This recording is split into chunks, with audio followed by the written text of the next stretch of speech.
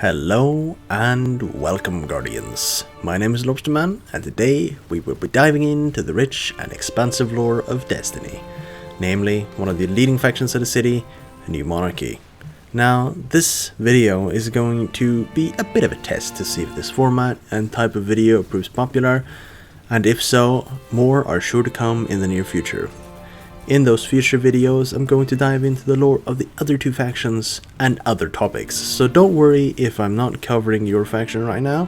I shall do so at some point in the future. And without further ado, let us begin. New Monarchy was founded in the early days of the city, where they sought to bring order to the masses of refugees that would come to settle the lands that would one day become the city. During this troubled time, the factions vied for power, and these conflicts would later escalate into full-scale war between the three factions. The conflict, known as the Faction Wars, brought the city to the brink of ruin, and it was only after the intervention of the Guardian Orders that peace was re-established.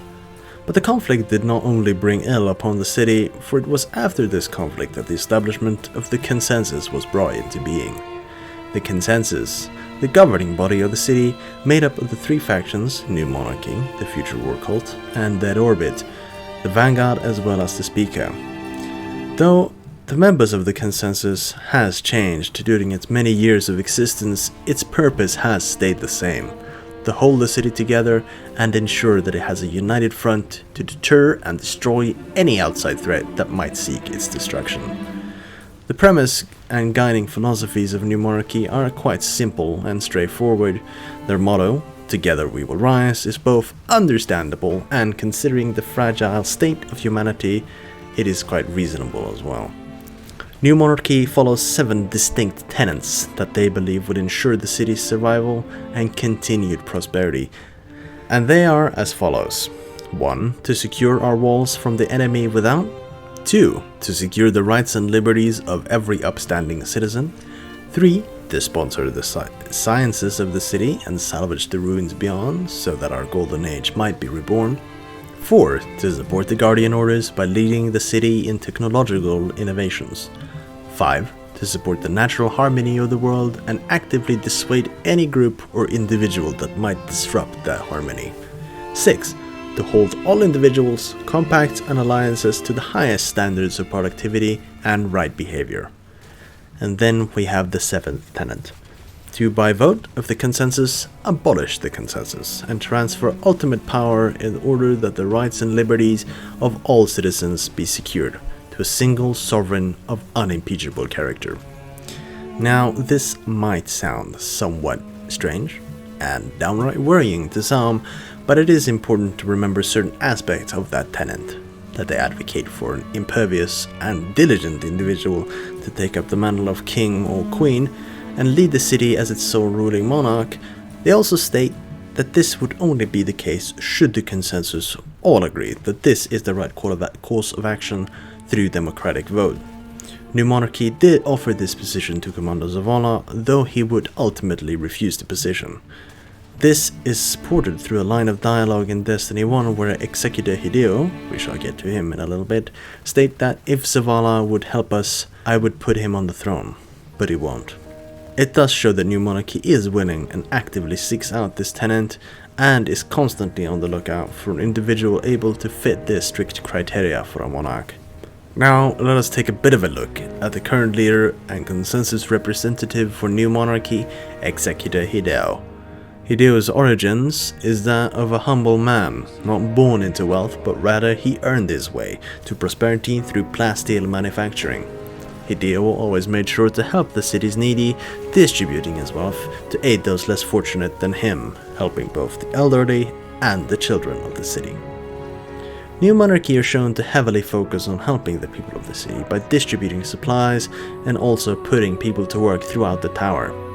This can even be seen in the New Monarchy section of the new tower in Destiny 2, where New Monarchy has set up a booth where they appear to be giving out materials, supplies, and perhaps also work assignments and other services to the people of the tower. You can even hear many of the civilians around the tower claiming that New Monarchy are the only ones who care about the poor people of the city. This goes to show that New Monarchy not only supports the industrial and technological capabilities of the city through monetary support, but also binds the city's population together through some form of attempted equality and distribution of wealth. This is of course in accordance with Tenet 3 and 4. New Monarchy also works to ensure that the harmony of the city is enforced. This can be found in the Destiny 1 Crucible map of Bannerfall, where New Monarchy forces combated the rebelling forces of the Concordat, or in the lore card called The Bone, where a Titan and Hunter aligned with New Monarchy arrests a Cryptarch student named Lavinia for stealing an Ankara bone. This only goes to show the conviction of New Monarchy and its members to uphold their tenets. Now, not all agree with the tenets or philosophies of New Monarchy, and this can be seen in the history of Soraya Hawthorne, where she would often steal their supplies and give it to those she thought would need them.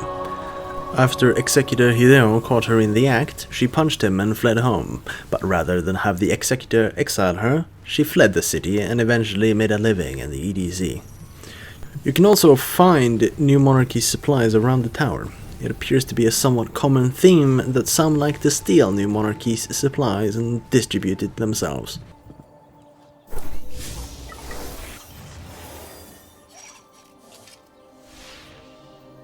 I think somebody stole these supplies from New Monarchy. References in the logs to following Hawthorne's lead. I wonder what that means.